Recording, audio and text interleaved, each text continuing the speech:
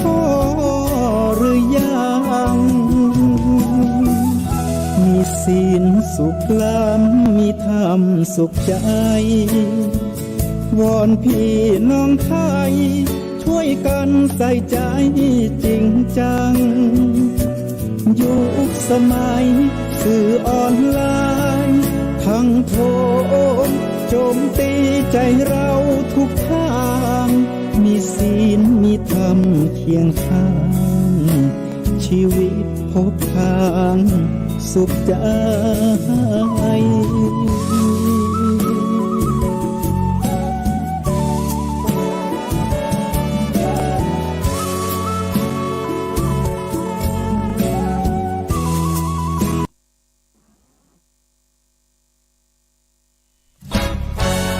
ทำเป็นทีมสถานีธรรมะออนไลน์ขอเชิญติดตามชมรายการธรรมสากัจฉาสนทนาธรรมตามการคุยทุกเรื่องทุกประเด็นเติมธรรมะให้หัวใจเติมอาหารใจเติมพลังใจให้ตนเองเป็นประจำทุกวันเวลา 20 นาฬิกาเป็นต้นไปโปรดกดปุ่มติดตามและกด Subscribe เมื่อทำเป็นทีมมาเราจะได้พบกันเพื่อรับฟังสารธรรมข้อคิดดีๆมากมายรับบุญง่ายๆด้วยการกดแชร์เผยแพร่เป็นธรรมทานสัพพะทานังธรรมทานังชินาติการให้ธรรมะย่อมชนะการให้ทั้งปวง1 แชร์ 1 บุญมีค่าเท่ากับเผยแผ่ธรรมะให้กว้างไกลแชร์ไปมากยิ่งได้บุญมากเป็นการเปิดโอกาสให้คนได้รับฟังธรรมพบปัญญามีความสุขพ้นจากทุกข์ด้วยการฟังธรรมะมาทวงคำมันหมู่บ้านศีลห้าถือเป็นพันธะศีลธรรมนำสุขทุกสมัยเราเป็นไทยเพราะมีธรรมประจำชาติหากไร้ศีลสิ้นธรรมต่ำอำนาจประเทศชาติจะอยู่ได้อย่างไรกันขอกราบธรรมสวัสดีกับบรรดาท่านผู้ฟังแล้วก็ท่านผู้ชมทุกท่านที่กำลังติดตามช่องธรรมเป็นทีมทีวีออนไลน์กลุ่มพระสงฆ์อุบาสกอุบาสิการ่วมกันเผยแผ่ธรรมะออนไลน์ไลฟ์สดทาง Facebook ทั้งทาง YouTube แล้วก็สถานีวิทยุ FM คลื่น 104.50 เมกะเฮิรตซ์วัดฝ่ายหินจังหวัดเชียงใหม่พร้อมทั้งเครือข่ายคลื่นสีขาว8จังหวัดภาคเหนือซึ่งในค่ำคืนนี้ก็เป็นคืนวันศุกร์ที่1เดือนกรกฎาคมปีพุทธศักราช2565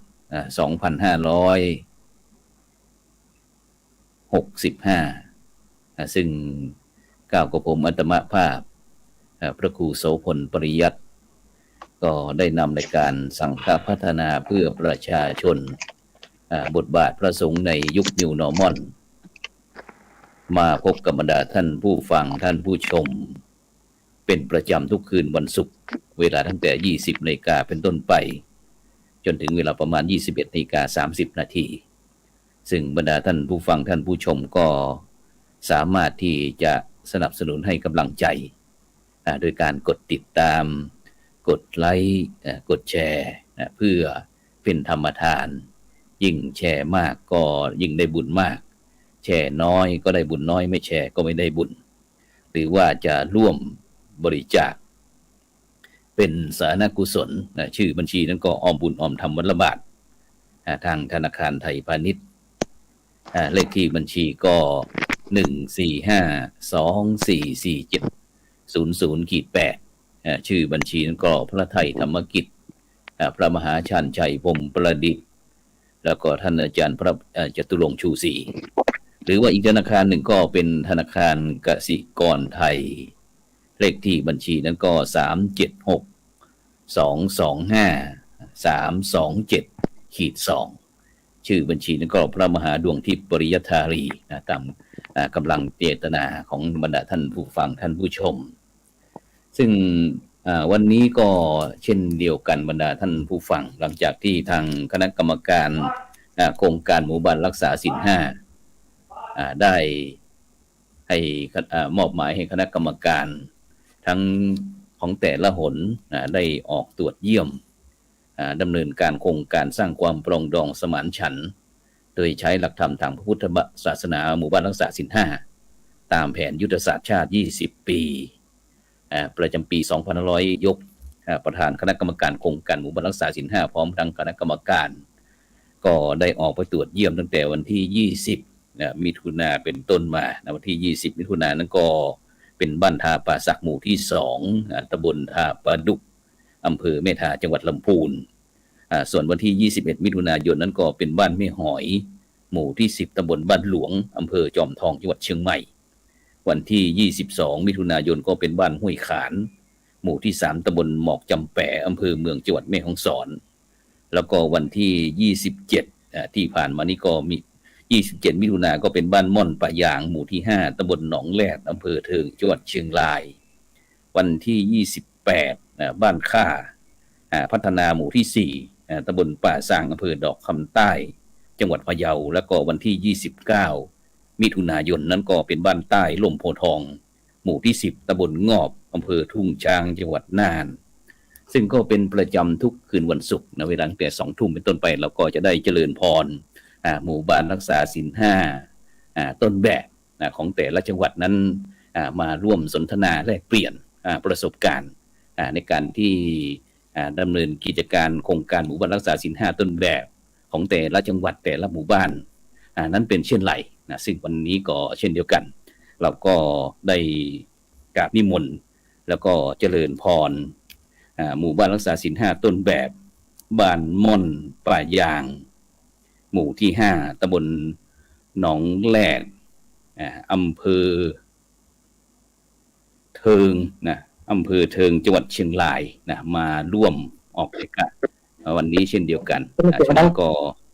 บรรดาท่านผู้ฟังท่านผู้ชมก็เตรียมพบกับแขกผู้ร่วมรายการของเราวันนี้ซึ่งวันนี้ก็มีทั้งหลายท่านหลายคนไม่ว่าจะเป็นทั้งเจ้าอาวาสทั้งผู้ใหญ่บ้านทั้งโรงเรียนแล้วก็ส่วนปกครองส่วนท้องถิ่นซึ่งก็จะมาร่วมกันในวันนี้นะครับฉะนั้นก็ในโอกาสนี้ก็ขอแนะนำผู้ร่วมรายการท่านแรกซึ่งเป็นพระคุณเจ้านะครับพระคุณเจ้านี่ก็ท่านอาจารย์พระมหาทรงธรรมนะครับท่านพระมหาทรงธรรมอธิตะทรงธรรมญาณนะครับทิตะธรรมโมนะครับเจ้าอาวาสวัดดอนมูลตำบลหนองแลดอำเภอเทิงจังหวัดเชียงรายนมัสการครับท่านอาจารย์มหาครับผมได้ยินเสียงไหมครับเปิดไมค์นิดนึงเดี๋ยวเปิดไมค์เพื่อนครับนิมนต์เลยครับได้ทักทายกับบรรดาท่านผู้ฟังท่านผู้ชมเลยท่านผู้ฟังท่านผู้ชมเลยครับผมครับผมก็ดำเนินได้เลยใช่ไหมครับอาจารย์ดำเนินได้เลยใช่ไหมครับครับนิมนต์เลยครับนิมนต์ทักทายกับบรรดาท่านผู้ฟังท่านผู้ชมได้เลยครับผมแป๊บนะครับอาจารย์พอดีคือเสียงไม่ค่อยได้ชัดครับในส่วนของที่วัดดอนมูลนะครับอาจารย์นะครับในส่วนของการรวมกลุ่มในการทำกิจกรรมในการผ่านโครงการหมู่บ้านรักษาศีล5นะครับก็อาศัยแรงศรัทธาของคนในชุมชนนะครับโดยผ่านทางท่านพ่อกำนันแล้วก็ผู้ใหญ่บ้านแล้วก็อาศัยของทางคุณครูนะครับโดยเรียกว่าตั้งศูนย์ของพลังบวรที่เกิดขึ้นในชุมชนนะครับด้วยช่วยสารพลังสามัคคีให้เกิดขึ้นในชุมชนโดยอาศัยเด็กเยาวชนอีกส่วนหนึ่งที่มาเป็นองค์ขาพยพในการขับเคลื่อนด้วยเป็นจุดเรียนรู้และก็เพื่อที่จะมารับองค์ถ่ายทอดความรู้กับทางพระด้านพุทธศาสนานะครับโดยอาศัยหลักธรรมโดยเน้นในเรื่องของครูพัฒสอนศีลธรรมในโรงเรียนซึ่งตัวกระผมเองตัวอาตมาภาพเองก็ได้เป็นครูพัฒสอนศีลธรรมให้กับโรงเรียนทั้งไม่ว่าจะโรงเรียนของโรงเรียนบ้านม่อนปะยางก็ดีโรงเรียนของหนองแรดวิทยาก็ดีก็อาศัยด้านสอนศีลธรรมโดยการธรรมศึกษาเข้าไปเผยแผ่นะครับแล้วก็ในส่วนของโรงเรียนพุทธศาสนาวันอาทิตย์นะครับก็มีเชิญชวนให้เด็กๆได้เข้ามาศึกษา เรียนรู้ในเรื่องด้านศีลธรรมในโรงเรียนครับ ครับผม ในส่วนของด้าน ครับ ศรัทธาก็อาศัยการเชื่อมโยงในว่าจะเป็นวิทยาวัจกรสร้างความสัมพันธ์ให้เกิดประชาสัมพันธ์ให้เกิดการเรียนรู้ในส่วนของชุมชนนะครับโดยเชิญชวนแล้วก็ประสานงานแล้วก็ในส่วนประชาสัมพันธ์ให้เกิดการตื่นตัวเพื่อให้เกิดการตื่นรู้ในการเข้าใจหลักธรรมแล้วเอาหลักธรรมในเรื่องของศีลห้าเข้าไปใช้นะครับควบคู่กับเบญจศีลกับเบญจธรรมนะครับเนาะมีองค์ที่มีเมตตาเป็นประธานเป็นต้นเบื้องต้นแล้วก็มีสัมมาอาชีพนะครับโดยที่ชุมชนของบ้านม่อนปะยางนี้เขาก็มีกลุ่มสัมมาอาชีพที่เข้มแข็งนะครับมีกลุ่มสัมมาอาชีพที่เข้มแข็งเพื่อเป็นการฐานในด้านเศรษฐกิจอย่างน้อยก็ทำให้ชาวบ้านเขามีอยู่มีกินแล้วก็เป็นการช่วยลดปัญหาในเรื่องของการลักขโมยในชุมชนก็ผลักดันให้ชุมชนได้เข้มแข็งในเรื่องด้านเศรษฐกิจด้วยครับผมครับผมซึ่งท่านอาจารย์มหาครับเกี่ยวกับในการจัดเตรียมหลังจากที่เราได้รับการตรวจเยี่ยมจากคณะกรรมการหนเหนือเรียบร้อยแล้วรู้สึกเป็นยังไงบ้างครับหายเหนื่อยหรือยังเนี่ยอาจารย์มหาได้ยินผมไหมครับผมอาจารย์มหาอาจารย์มหาได้ยินไหมครับผมได้ยินไหมครับผมตอนนี้พวกเราจะเปิดเสียงไม่ได้นะเพราะว่าเสียงจะกล้องย้อนตอนนี้เราจะออก YouTube ด้วยเนาะทั้ง YouTube ทั้ง Facebook อาจารย์มหาเป็นยังไงบ้างหลังจากที่เราได้รับการตรวจเยี่ยมจากคณะกรรมการโครงการหมู่บ้านรักษาศีลห้าคนเหนือเป็นที่เรียบร้อยแล้วรู้สึกโล่งอกโล่งใจหรือยัง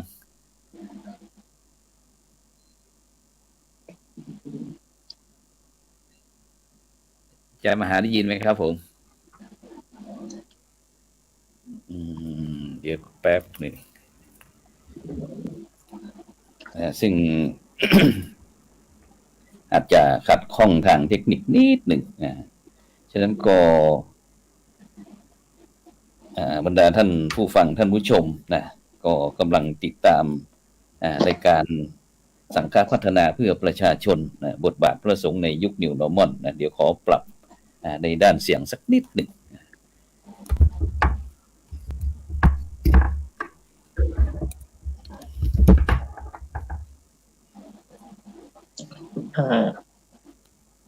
ด้านวัฒนธรรมครับอาจารย์ครับผมเป็นยังไงบ้างครับได้ยินอยู่ครับอาจารย์นะครับหลังจากที่เราได้รับการตรวจเยี่ยมนะครับโครงการหมู่บ้านรักษาศีลห้าคนเหนือจากคณะกรรมการเป็นที่เรียบร้อยแล้วเป็นยังไงบ้างครับรู้สึกโล่งอกโล่งใจหรือยังหรือว่ายังมีเป้าหมายอะไรอยู่ครับในส่วนเป้าหมายใช่ไหมอาจารย์ครับครับผมครับเป้าหมายในส่วนของการขับเคลื่อนหมู่บ้านรักษาศีลห้าที่ได้จัดทำแล้วก็ในการขับเคลื่อนตรงนี้ก็เพื่อให้ชุมชนนะครับได้เข้าใจในเรื่องของหลักศีลธรรมเพื่อที่จะเอานำไปประยุกต์ใช้ในชีวิตประจำวันให้เกิดในทางด้านฝ่ายบ้านเมืองเพื่ออย่างน้อยก็ทำให้ชุมชนได้อยู่ร่มเย็นเป็นสุขอย่างในทางนี้ทั้งนั้นก็คงต้องอาศัยทางด้านฝ่ายผู้นำชุมชนท้องถิ่นที่จะได้เข้ามาเป็นองค์ช่วยเสริมในเรื่องของด้านของให้ด้านทางความสนับสนุนก็ดีในทางด้านของท่านพ่อนายกองค์การบริหารส่วนตำบลหนองแรกก็ตามแล้วก็ในส่วนของฝ่ายพ่อกำนันสมนึกก็ตามที่จะต้อง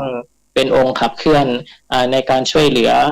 ในเรื่องของมวลชนและก็ทำสร้างความเข้าใจอีกระดับหนึ่งในเรื่องของด้านผู้นำทุกหมู่บ้านในตำบลหนองแรกของเรานะครับก็ทางคุณครูก็มีส่วนช่วย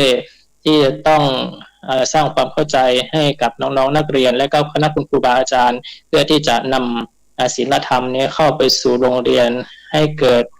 พัฒนาร่วมไปกับควบคู่ไปกับศีลห้าเพราะฉะนั้นเรื่องของศีลห้าเนี่ยถือว่าเป็นหัวใจหลักในการที่จะช่วยขับเคลื่อนทุกภาคส่วนไม่ว่าจะเป็นส่วนของโรงเรียนในส่วนของผู้นำนะครับในการฝ่ายด้านการปกครองทางนี้ก็ต้องเรียกว่าอาศัยแรงร่วมใจกันทุกฝ่ายนะครับจึงถือว่าชุมชนของบ้านม่อนปะยางของเราในตำบลหนองแรดนี้ถือว่า มีความเข้มแข็งมีความพร้อมเพรียงกันอย่างมากที่จะช่วยในการพัฒนาในส่วนปัจจุบันก็ดีหรืออนาคตก็จะทำให้ความเชื่อมโยงและก็ความ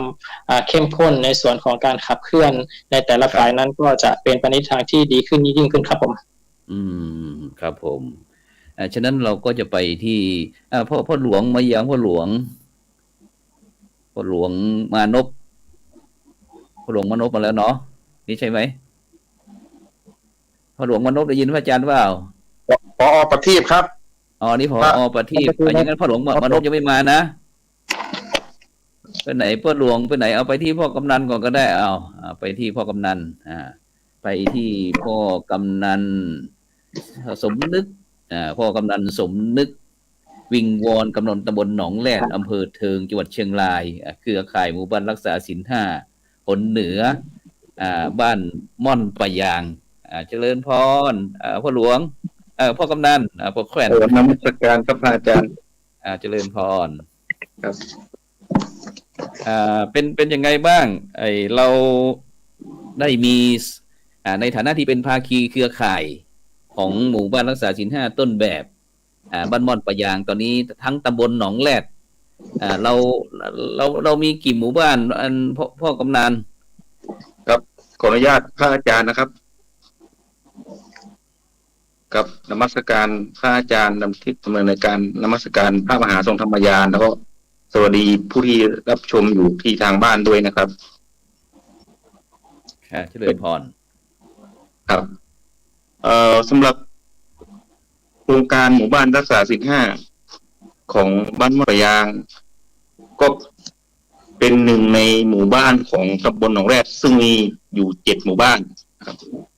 เป็นหมู่บ้านตัวอย่างที่ใช้หลักศีลธรรมเพื่อประกอบในการดำรงชีวิตนะครับก็ทำให้ชุมชนมีความสุข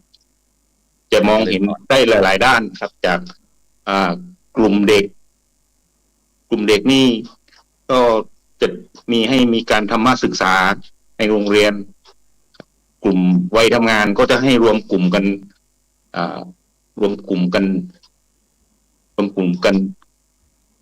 ผลิตสินค้าเกษตรนะครับไม่ว่าจะเป็นข้าวหรือว่าอาชีพเสริมในการจักสานหวายเป็นการร่วมกันทำนะครับเป็นบ่งบอกถึงความสมัครสมานสามัคคีก็สร้างภาคีเครือข่ายไปหลายหมู่บ้านสำหรับผู้สูงอายุก็จะมีเครือข่ายผู้สูงอายุในตำบลนะครับในตำบลหนองแรดทั้ง7หมู่บ้านสำหรับโครงการหมู่บ้านรักษาศีล5ที่ท่านพระมหาทรงธรรมยานได้ทำอยู่ไม่ได้เริ่มทำมาตั้งนานแล้วเป็น10 ปีแล้วนะครับก็สามารถบ่งบอกถึงการนำหลักศีลในการมาดำรงชีวิตไม่ว่าจะเป็นธรรมนูญหมู่บ้านเครือข่ายของการอยู่ร่วมกันอย่างมีความสุขของภายในตำบลก็ใช้หลักศีลในการมาช่วยในการดำรงชีวิตในด้านฝ่ายปกครองนะครับผมอยู่ฝ่ายปกครองก็จะดูแลเรื่องฝ่ายปกครองทำยังไงไม่ให้คนทะเลาะกันทำยังไงไม่ให้คนแตกแยกความสมัครสมานสามัคคีโดยการนำหลักศีล5มาดำรงชีวิตเพื่อให้ชีวิตมีความสุขครับการรวมกลุ่มครับก็มีพ่อกำนันได้ยินพระอาจารย์นะ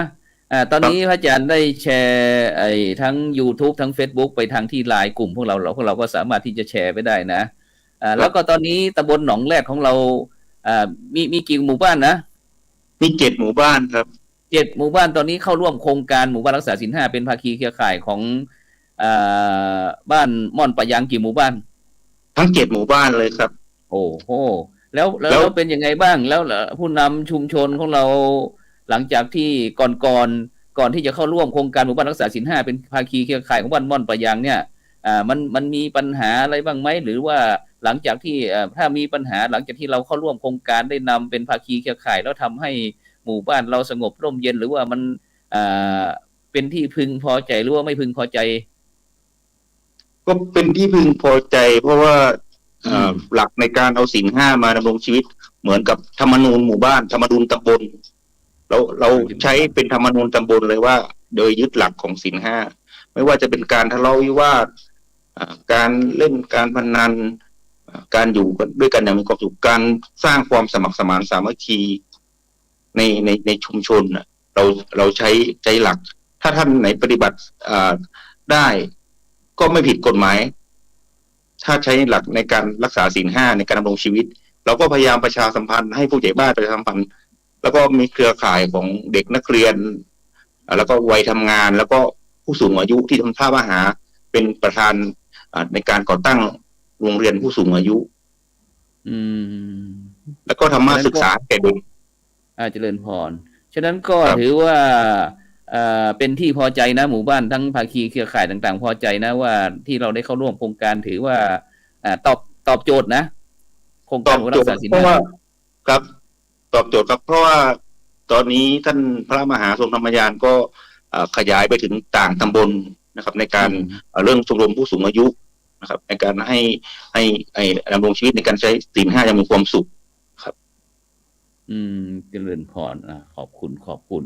แต่ทีนี้เราจะไปที่ผู้ที่ไปที่โรงเรียนก่อนก็ได้ไปที่โรงเรียนก่อนไปที่ท่านอาจารย์ไกลศักดิ์โชติศิวโยธินนะผู้อำนวยการโรงเรียนบ้านม่อนปะยางอำเภอเทิงจังหวัดเชียงรายตอนนี้เสียงกล้องเดี๋ยวแป๊บหนึ่งเจริญพรท่านผอ.ไกรศักดิ์เป็นไงบ้างครับผมนะครับนมัสการนะครับในส่วนของโรงเรียนนะครับที่โรงเรียนได้ดำเนินการอยู่นะครับที่จริงแล้วมันเกี่ยวข้องกับชีวิตประจำวันของนักเรียนอยู่แล้วนะครับเกี่ยวกับโรงเรียนรักษาศีลห้านะครับร่วมกับหมู่บ้านร่วมกับวัดร่วมกับโรงเรียนนะครับกิจกรรมที่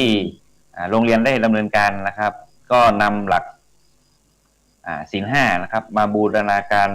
เกี่ยวกับกิจกรรมของโรงเรียนทุกกิจกรรมนะครับไม่ว่าจะเป็นกิจกรรมกีฬาดนตรีนะครับเพื่อให้เด็กมีสมาธินะครับที่สามารถดำเนินชีวิตประจำวันได้อย่างมีความสุขนะครับนำหลักศีลห้ามาประกอบครับผมในส่วนของการดำเนินการของโรงเรียนนะครับส่วนสำคัญในการขับเคลื่อนของโรงเรียนก็จะเป็นหลักๆก็ชุมชนกับวัดนะครับที่จะนำหลักศีลธรรมนะครับนำมาอบรมสั่งสอนให้กับนักเรียนนะครับผมอย่างเช่นยกตัวอย่างนะครับผมกิจกรรมที่ร่วมกับวัดกับชุมชนนะครับในส่วนของวัดนะครับก็จะมีครูพระสอนศีลธรรมนะครับในโรงเรียนทุกวันพฤหัสนะครับผมครับแล้วก็ร่วมกับวัดอีกหลายกิจกรรมนะครับเช่นโรงเรียนพระศาสนาวันอาทิตย์นะครับที่ได้ร่วมทำกับวัดนะครับนักเรียนเหล่านี้ก็จะนำความรู้ที่ได้นะครับผมมา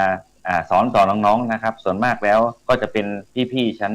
ประถมศึกษาปีที่4 5 6นะครับหลังจากที่ได้เข้ารับการศึกษาต่างๆก็จะเป็นแบบอย่างที่ดีให้กับน้องๆนะครับสามารถร่วมทำกิจกรรมกับตั้งแต่ชั้นอนุบาลจนถึงป .6 เลยนะครับส่วนที่สำคัญร่วมกับชุมชนกับวัดนะครับโรงเรียนมีส่วนร่วมก็คือกิจกรรมวันสำคัญทางพระพุทธศาสนานะครับส่วนมากแล้วก็อาจจะไปร่วมกับวัดตลอดกับชุมชนนะครับไม่ว่าจะเป็นไปกวาดลานวัดนะครับฟังธรรมนะครับฟังเทศนะครับเกี่ยวกับศีลห้านะครับต่างๆนักเรียนก็สามารถร่วมกิจกรรมในวันสำคัญในทางพระพุทธศาสนานะครับใกล้จะถึงนี้ก็กิจกรรมวันเข้าพรรษานะครับทางโรงเรียนก็ได้เตรียมดำเนินการเกี่ยวกับการถวายเทียนนะครับร่วมกับวัดร่วมกับชุมชนนะครับส่วนร่วมกับวัดและชุมชนอีกกิจกรรมหนึ่งนะครับที่โรงเรียนได้ทำต่อก็คือกิจกรรมวันสำคัญนะครับยกตัวอย่างเช่นวันพ่อกับวันแม่นะครับ ทางวัดนะครับกับชุมชนก็จะมีการทำบุญตักบาตรนะครับข้าวสารอาหารแห้งนะครับแล้วก็หลังจากตักบาตรทำบุญข้าวสารอาหารแห้งแล้วนะครับท่านพระอาจารย์มหาทรงธรรมยานก็จะให้พรรับศีลนะครับส่วนมากก็จะเป็นเกี่ยวกับศีล 5นะครับเกี่ยวกับการดำรงชีวิตในชีวิตประจำวันของนักเรียนนะครับรวมถึงผู้ปกครองที่ร่วมกิจกรรมในกิจกรรมนั้นๆนะครับผมส่วนผลของการศึกษาธรรมะนะครับธรรมะศึกษานะครับส่วนมากก็นักเรียนจะได้สอบธรรมะศึกษาได้นักธรรมชั้นตรีโทเอกครับผมอาจารย์ครับส่วนมากก็จะบูรณาการศีล 5เข้ากับกิจกรรมทุกกิจกรรมในโรงเรียนครับผมสาธุขอถามท่านผอ.ไกรศักดิ์เกี่ยวกับโรงเรียนของเราเนี่ยเป็นระดับประถมมัธยมหรือว่าเป็นโรงเรียนขยายโอกาสเป็นเกรดระดับไหนถึงระดับไหนโรงเรียนบ้านปะยางนะครับเป็นโรงเรียนประถมศึกษาครับเปิดตั้งแต่ชั้นอนุบาล2นะครับจนถึงประถมศึกษาปีที่6ครับอาจารย์ครับเจริญ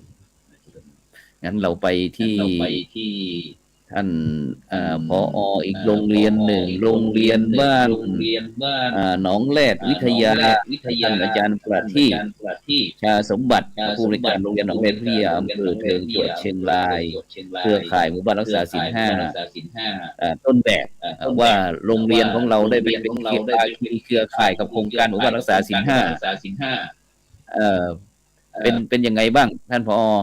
ประทีปกราบนมัสการพระเดชพระคุณเจ้าท่านมหาทรงธรรมยานทิตธรรมโมแล้วก็ท่านพระครูท่านผู้เข้ารุ่นฟังทุกท่านนะครับผมกับท่านพระมหาทรงธรรมยานนี่ผมรู้จักท่านมานานแล้วครับท่านเป็นนักพัฒนาแล้วก็ผมสมัยก่อนผมอยู่โรงเรียนสรรเสริญงามผมก็นิมนต์ท่านนะครับไปให้ความรู้ที่เรียนสรรเสริญงามวิทยาจากนั้นผมย้ายมาที่โรงเรียนหนองแรดประมาณ8 เดือนครับมาอยู่ที่นี่ผมให้โจทย์กับท่านพระมหาทรงธรรมยานเนี่ยว่าขอท่านมาให้ความรู้กับนักเรียนเพราะว่านักเรียนนี่ไม่มีคุณธรรมไม่มีเรื่องกิริยามารยาทอะไรต่างๆผมก็ให้โจทย์ท่านมาให้ความรู้นะครับเจริญพรมานี้1 ครั้งนะครับที่ท่านมาให้ความรู้ท่านได้เมตตานักเรียนแล้วก็นำนักเรียนโรงเรียนหนองแรดวิทยาไปแข่งขันทักษะสวดธรรมจักรกับวัฒนสูตรหลายครั้งครับแล้วก็ได้รางวัลมาแล้วก็ท่านธรรมยานนี้เป็นคณะกรรมการสถานศึกษาโรงเรียนหนองแรดวิทยาซึ่งผมมีเป้าหมายว่าผมจะทำโรงเรียนส่งเสริมคุณธรรมนะครับซึ่งโรงเรียนมีปรัชญาว่าความรู้คู่คุณธรรมวิชาจารณสัมปันโนนะครับแล้วก็โรงเรียนจะให้เป็นโรงเรียนคุณธรรม5 ดาวโดยอาศัยท่านพระมหาทรงธรรมยานเป็นที่ปรึกษาแล้วก็เป็นคณะกรรมการศึกษาขั้นพื้นฐานครับท่านเป็นนักพัฒนาที่จะขับเคลื่อนนะครับเพราะว่าโรงเรียนหนองแรดเนี่ยติดรั้วติดกับทางหนองโคกหนองนาโมเดลครับท่านผมก็เลยรั้วโรงเรียนติดกับโคกหนองนาโมเดลฉะนั้นผมกับท่านมหาทรงธรรมยานนี่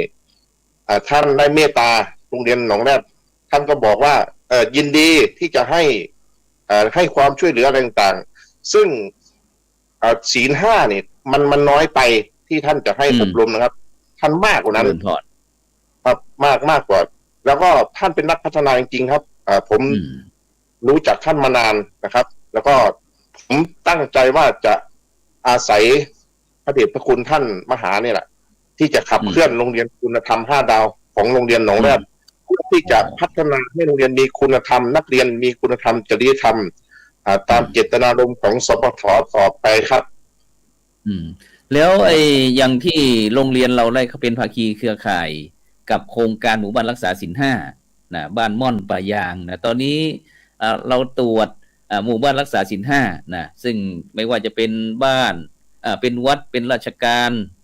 โรงเรียนอะไรต่างๆจะต้องเข้าไปช่วยสนับสนุนกับหมู่บ้านรักษาศีลห้าซึ่งหมู่บ้านศีลห้าตอนนี้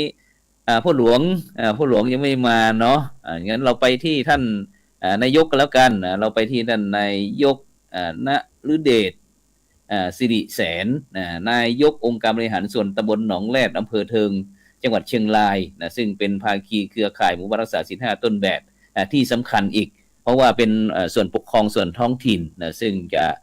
ต้องมีหน้าที่ในการสนับสนุนซึ่งจะสนับสนุนยังไงบ้างเราก็ไปฟังจากปากท่านนายกแล้วกันขอเจริญพรกราบนมัสการพระคุณเจ้าและพี่น้องที่คอยรับชมทุกท่านนะครับก็ก่อนนี้ก็รู้สึกดีใจแล้วก็รู้สึกตื่นเต้นเนาะก่อนที่จะได้เข้ารายละเอียดนะครับก็ทางตำบลหนองแรดนี่รู้สึกตั้งแต่มีโครงการหรือว่ามีการขับเคลื่อนนะครับแนวทางในการพัฒนาทั้งเรื่องจะพัฒนาเรื่องธรรมนูญนะครับและเรื่องของศีลห้านะครับตอนนี้ต้องกล่าวถึงสิ่งสำคัญของตำบลก่อนนะครับในภาคตำบลนี้คือเป็นตัวขับเคลื่อนที่สำคัญที่สุดนะครับเพราะว่าทางตำบลของเราเนี่ยมีทั้งทรัพยากรบุคลากรแล้วก็มีทั้งงบประมาณนะครับที่จะคอยช่วยสนับสนุนถ้าขาดตรงนี้ไปถือว่าการดำเนินการของหมู่บ้านนี้ค่อนข้างจะ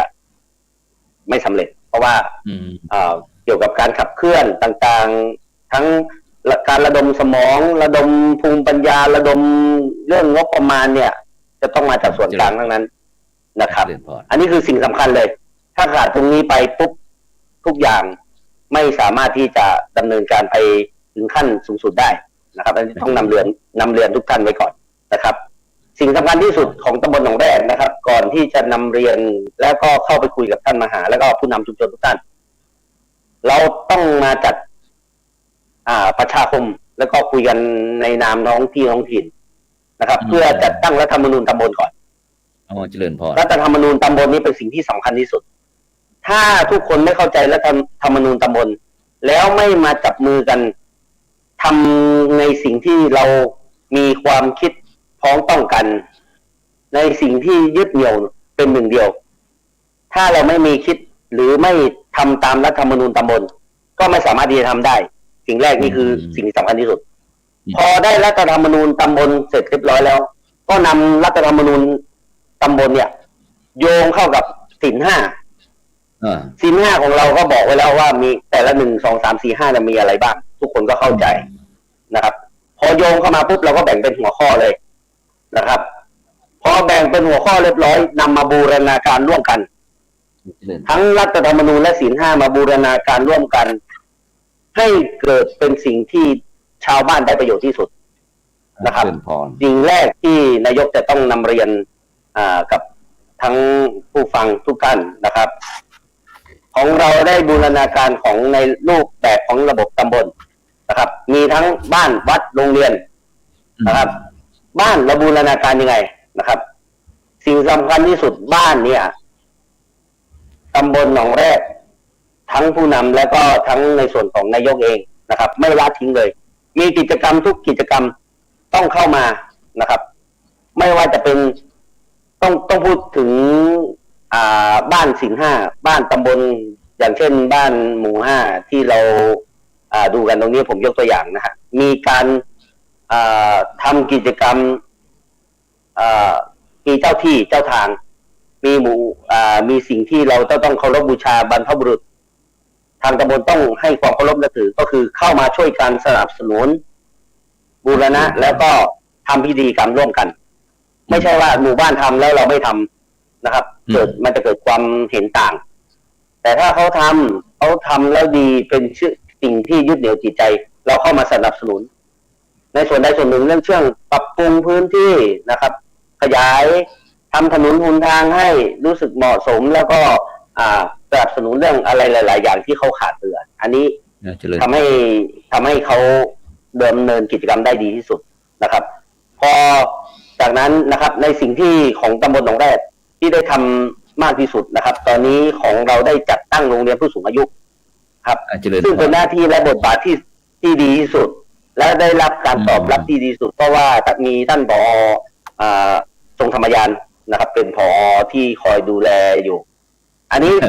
ผมต้องบอกเลยนะ ผมเนี่ยตั้งแต่เป็นเลขามา8 ปี ผมไม่ได้สัมผัส แต่พอผมนะฮะมาเป็นนายกปุ๊บผมได้รู้เลยสัมผัสถึงคนที่ได้เข้ามาโรงเรียนผู้สูงอายุสิ่งหนึ่งที่ผู้หลักผู้ใหญ่หรือเด็กๆได้เข้ามาสัมผัส ก็คือรอยยิ้ม และการทักทายรอยยิ้มและการทักทายเป็นสิ่งสำคัญที่สุด แต่ถ้าขึ้นวัดมาแล้วไม่มีรอยยิ้มไม่มีการทักทายเนี่ยจบไปแล้วขั้นแรกนะครับ แต่ท่านมาทรงธรรมยานสามารถทำให้ทุกคนมีรอยยิ้ม หัวเราะได้ตั้งแต่ต้นจนถึงปลาย การเข้าโรงเรียนนะของท่านมาทรงธรรมยานเนี่ยเข้ามาเครียดไม่เอาเข้ามาเครียดไม่ใช่ละทุกคนแต่คำว่าไม่เครียดคำว่าหัวเราะเนี่ยมีสาระนะ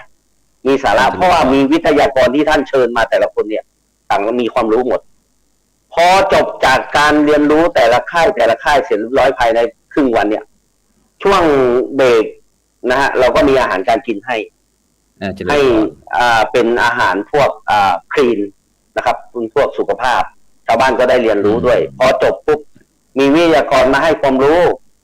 เสร็จจากให้ความรู้ทานข้าวอาหารร่วมกันตอนเที่ยงชวนกันเต้นรำออกกำลังกายรีลาดรีแลกซ์โอ้ผมรู้สึกว่าดีใจมากอันนี้เป็นสิ่งที่ดีมากสำหรับแต่อยากให้ทุกท่านได้นำไปใช้นะครับอันนี้เป็นสิ่งของเป็นในส่วนของโรงเรียนผู้สูงอายุไม่ว่าจะเป็นการสอนทำยาสมุนไพรนะฮะอยู่ในโครงการหมู่บ้านผู้สูงอายุประดิษฐ์ตุงล้านนาสอนทำลูกประคบสมุนไพรการทอผ้าพื้นเมืองทำขนมโคกกล้วยทอดการประดิษฐ์ดอกไม้จันทร์การทำบายสีสู่ขวัญการทำสตวงสู่ขวัญการทำตะกร้าหวายการนวดแผนไทยดูสิเราไม่ได้ทำอย่างเดียวนะฮะท่านคือท่านมหาทรงธรรมยานพร้อมกับผู้นำชุมชนสามารถที่จะกระจายตรงนี้ให้กับทางโรงเรียนผู้สูงอายุได้นะครับตรงนี้ก็เลยเป็นสิ่งยึดเหนี่ยวจิตใจระหว่างหมู่บ้านกับวัดและโรงเรียนเพราะว่าทุกคนให้ความร่วมมือกันหมดนะครับอันนี้สิ่งที่ผมพูดยังไม่จบนะฮะเข้าไปอีกอย่างหนึ่งที่สิ่งที่ผมเอามานี่คือเด็ดๆทั้งนั้นเลยนะครับที่จะให้ผู้ฟังแล้วก็ทุกท่านได้รับฟังอีกอย่างหนึ่งที่เราได้ทำอันนี้คือสุดยอดเลยกองทุนความดีกองทุนความดีของตำบลหนองแรกนี่ไม่ใช่ง่ายๆนะฮะกว่าจะมาติดตั้งแบบเมื่อปี54เราก่อตั้งขึ้นมานะครับเจริญพรก่อตั้งขึ้นมาเพื่ออะไรเพื่อมาช่วยชาวบ้านที่ยากไร้และไม่มีอะไรที่เขาช่วยตัวเองได้นะฮะโดยการใช้งบประมาณจากการบริจาคเช่นพอมีการชาปนกิจศพนะฮะมีการป่วยพวกป่วยเงินป่วยมะนาวอะไรเงี้ยนะหรือบริจาคจากเจ้าของศพนะฮะเขาก็จะเก็บรวบรวมมาเป็นกองทุนนะครับหรือว่ามาจากงานวัดพอมีงานวัดปุ๊บเขาจะมีบาทอยู่บาทนึงก็มีเหรียญชาวบ้านที่ไปก็จะมีเหรียญหยอดตอนนี้ณปัจจุบันนี้นะฮะแต่ณปัจจุบันนี้ที่นายกกำลังจะบอกท่านว่าตอนนี้มีเงินเกือบแสนละแต่ที่จริงมันมีเยอะกว่านี้แต่เราเอาไปช่วยชาวบ้านในการนะครับซื้อของที่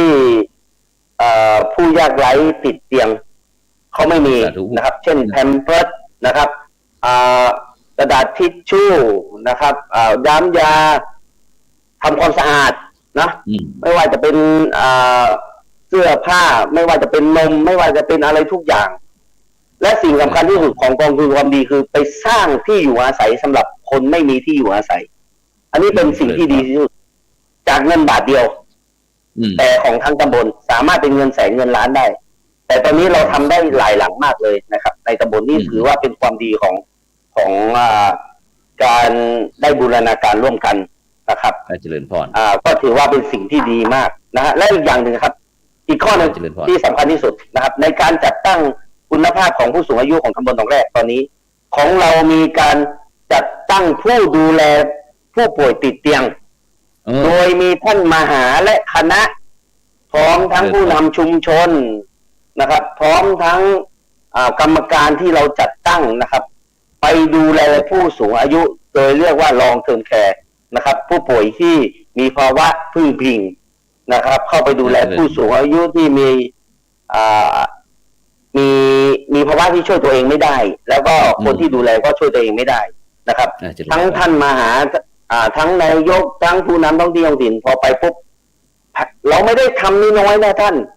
ไม่ใช่แค่แค่ผืน2 ผืนเราไปนะเราไปเป็น2-3 คันรถเลยโดยใช้เงินเยอะมาก2-3 คันรถนะครับเรามีรูปภาพเรามีอะไรทุกอย่างนะครับของตำบลพอไปปุ๊บผมจะเล่าเรียงให้ฟังทุกท่านคิดตามกันแล้วกันพอลงไปปุ๊บนะฮะเขาไปเห็นผู้หลักผู้ใหญ่ก็ต้อนรับคนเป็นญาติเป็นต้อนรับท่านอาหารก็ไปก่อนเลยก็ไปจับมือถือแขนคนป่วยนะฮะซึ่งนอนติดเตียงนะฮะไปปุ๊บเราก็เข้าไปให้กำลังใจเขาบางทีน้ำตาเขาไหลซึมร้องไห้เพราะไม่มีใครดูแล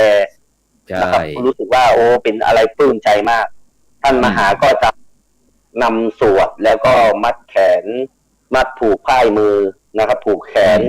แล้วก็สวดให้กำลังใจแล้วก็อวยพรอันนี้เป็นสิ่งที่ตื้นตันใจที่สุดนะครับในสิ่งที่ทุกที่นะผมคิดว่าใครที่อยู่ในจุดนั้นเขาคงจะรู้สึกดีใจมากนะครับอันนี้เป็นสิ่งที่ดีนะครับในสิ่งที่เราได้ดำเนินการในหมู่บ้านศีล 5นะฮะอันนี้ต้องนำเรียนแล้วตำบลหนองแรดนะครับในสิ่งที่สำคัญที่สุดที่อบต.สนับสนุนทุกอย่างที่เป็นโครงการที่ไม่ผิดกับโครงการสนับสนุนได้หมดพร้อมที่จะสนับสนุนเต็มที่ไม่ว่า1จะเป็นเรื่องงบประมาณ2เรื่องบุคลากร3ในเรื่องรถนะครับเพราะเรื่องรถของเรานี่เราให้ทุกอย่างไม่ว่ารถ6 ล้อรถตู้เราเตรียมพร้อมเสมอถ้ามหาต้องการกี่คนต้องการพระอะไรกี่คนไปอบรมที่ไหนเราพร้อมเสมอครับอันนี้คือสิ่งที่น้อยๆนะครับที่นำเรียนกับทางผู้รับฟังแล้วก็ท่านพระครูและอีกหลายๆท่านนะครับก็นมัสการก่อนนะครับสาธุงั้นไปที่ท่านอาจารย์พระมหาทรงธรรมยานทิตาธรรมโมเจ้าอาวาสวัดดอนมูลซึ่งก็เป็นวัดประจำหมู่บ้านของบ้านม่อนป่ายางนะครับบรรดาท่านผู้ฟังซึ่งในขณะนี้บรรดาท่านผู้ฟังท่านผู้ชมก็กำลังติดตามรายการสังฆพัฒนาเพื่อประชาชนบทบาทพระสงฆ์ในยุคนิวนอร์มอนซึ่งวันนี้เราได้กราบนิมนต์แล้วก็เจริญพรหมู่บ้านรักษาศีล 5ต้นแบบบ้านม่อนป่ายางหมู่ที่5ตำบลหนองแรดอำเภอเทิงจังหวัดเชียงรายมาคุยแลกเปลี่ยนเรียนรู้กันว่าหมู่บ้านรักษาศีล 5ต้นแบบเนี่ยเขามีการบริหารการจัดการยังไงไม่ว่าจะเป็นทั้งบ้านทั้งวัดทั้งราชการทั้งโรงเรียนทั้งส่วนปกครองส่วนท้องถิ่นซึ่งเราได้ยินท่านนายกนฤเดชสิริแสนนายกอบต.องค์การบริหารส่วนตำบลหนองแรดได้คุยให้ฟังว่าเขาได้ทำการสนับสนุนอย่างไรกับโครงการหมู่บ้านรักษาศีล 5แล้วก็ทั้งภาคีเครือข่ายต่างๆทีนี้เราจะกลับมาย้อนที่ท่านอาจารย์พระมหาทรงธรรมยานเพราะนั้นคณะกรรมการได้ลงไปตรวจเยี่ยมบ้านม่อนป่ายางแล้วก็เมื่อวานนี้ก็ได้เมื่อวานตอนกลางคืนเย็นๆเนี่ยได้มีการประชุมกับหมู่บ้านรักษาศีล 5ซึ่งพระเดชพระคุณหลวงพ่อพระเทพรัตนนายกประธานคณะกรรมการหมู่บ้านรักษาศีล 5หนเหนือท่านก็ได้คุยถึงบอกว่าโคกหนองนาโคกหนองนาที่วัดเราท่านอาจารย์มหามันมีความเป็นไปเป็นมาอย่างไรอาจารย์ต้องการสื่อให้เห็นอะไรที่โคกหนองนาของอาจารย์ที่วัดบ้านดอนมูลวัดดอนมูลเราครับผมขออนุญาตนำเรียนถวายนะครับในส่วนของ การพัฒนาโคกหนองนาที่จริงก็ในส่วนของพื้นที่วัดด้านบนวัดของเราเป็นพื้นที่ที่ด้านบนก็ไม่มากเป็นพื้นที่ปูนซะส่วนใหญ่นะครับในส่วนตัวของกระผมเองก็มีความสนใจในเรื่องด้านสมุนไพรด้วยนะครับตอนได้เรียนปริญญาตรีนี่ก็ครับเรียนปริญญาตรีนี่ก็เรียนในเรื่องการทำโครงงานในเรื่องของการพัฒนาวัดให้เป็นศูนย์เรียนรู้และเรื่องด้านสมุนไพรอันนี้เป็นจุดเริ่มต้นที่เริ่มทำบนวัดก่อนแล้วก็พอได้แรงศรัทธาจากญาติโยมได้ร่วมบริจาคเพื่อที่ได้ซื้อที่ดินข้างล่างมาก็เริ่ม พื้นนาจากเป็นพื้นนาก็เริ่มขุดสระเพราะว่าหัวใจสำคัญก็คือในเรื่องของน้ำนะครับเพื่อที่เป็นปัจจัยหลักสำคัญก็ค่อยๆทำมากับโดยที่จริงแล้วก็อาศัยของแรงของคนในชุมชนนะครับที่ได้ให้ความเข้าใจแล้วก็ให้แรงสนับสนุนมาตลอดนะครับของคนในชุมชนทั้งบ้านม่อนปะยางและก็ท่านผู้นำท้องถิ่นจะได้มาเป็นกำลังเสริมไม่ว่าจะเป็นการพัฒนาในส่วนของเสนาสนะในการสร้างแล้วก็เมล็ดพันธุ์แล้วก็ต้นกล้าพันธุ์ต่างๆก็ได้สนับสนุนจากผู้นำชุมชนแล้วก็ชาวบ้านด้วยมาช่วยกันร่วมกันปลูกนะในส่วนของการเกิดขึ้นเป็นโคกหนองนานั้นก็เป็นการนำเอาศาสตร์ของพระราชาที่เราถือว่าเป็นจุดที่มีความสำคัญในเรื่องของการผลักดันในเรื่องด้านเศรษฐกิจสารเข้ากับเศรษฐกิจพอเพียงทำอย่างไรให้วัดหรือว่าในพื้นที่ในตำบลหรือพื้นที่ในหมู่บ้านนั้นมีแหล่งเรียนรู้มีแหล่งที่จะถ่ายทอดมีองค์ความรู้ให้กับผู้ที่มีความสนใจเพื่อจะเข้ามาศึกษาเรียนรู้เพื่อพัฒนาต่อยอดในส่วนของทางวัดดอนมูลกับผมเองก็ยังไม่ได้ว่ามีความรู้ที่สมบูรณ์นะครับก็ยังขาดอีกหลายอย่างนะครับแต่ก็ค่อยๆทำไปส่วนไหนที่ทำได้ที่พอบอกได้ก็มีน้องๆเยาวชนทางคณะครูบาอาจารย์ในภาคีเครือข่ายในโรงเรียนในสพท.เขต 4ในส่วนของต่างตำบลนะครับนอกเหนือจากโรงเรียน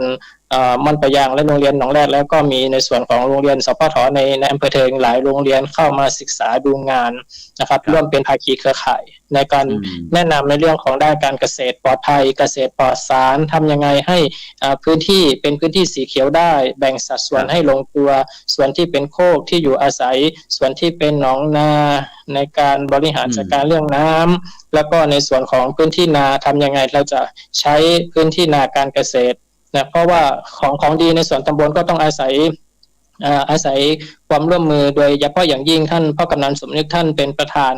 ในส่วนของด้านการเกษตรเป็นตัวแทนของชาวจังหวัดเชียงรายด้วยในคนของพื้นที่อำเภอเทิงด้วยท่านมีแรงสำคัญอย่างยิ่งในการช่วยส่งเสริมสนับสนุนเกษตรกรในการปลูกข้าวนะครับเราได้เมล็ดพันธุ์ข้าวที่ประกวดชนะเลิศของจังหวัดเชียงรายซึ่งปีนี้ก็ได้เอาเมล็ดพันธุ์เขี้ยวงูไปประกวดอีกนะครับก็ถือว่ายังไงก็ให้เป็นจุดนะ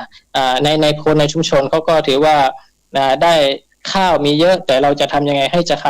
คัดเมล็ดข้าวให้ได้เมล็ดพันธุ์ที่ดีนะให้ประชาชนได้รับประทานข้าวที่มีคุณภาพแล้วก็เหมาะสมกับสุขภาพแล้วก็อย่างน้อยแล้วก็เพื่อจะเป็นการถ่ายทอดแล้วก็สืบสานนะครับและก็ส่งเสริมในส่วนของเกษตรกรกลุ่มอื่นๆประชาชนกลุ่มอื่นๆที่จะได้เข้ามาศึกษาเรียนรู้ในส่วนโคกหนองนาและก็ในส่วนของผักเครือข่ายในโคกหนองนาของทุกจุดหลายจุดในหมู่บ้านเขาเรียกว่าเป็นเกษตรกรนาแปลงใหญ่ซึ่งพ่อกำนันเขาก็เป็นประธานในการก่อตั้งเริ่มขึ้นนะครับแล้วก็ทำให้ประชาชนในหลายครอบครัวได้เข้าร่วมโครงการเกษตรกรนาแปลงใหญ่ซึ่งช่วยให้เกษตรกรนั้นมีอาชีพในเรื่องของการทำนามีกำลังใจที่จะทำนาโดยว่าข้าวนั้นราคาถูกแต่เราทำยังไงที่จะทำให้ข้าวนั้นมีคุณค่ามีราคาแล้วก็เหมาะสมต่อสุขภาพ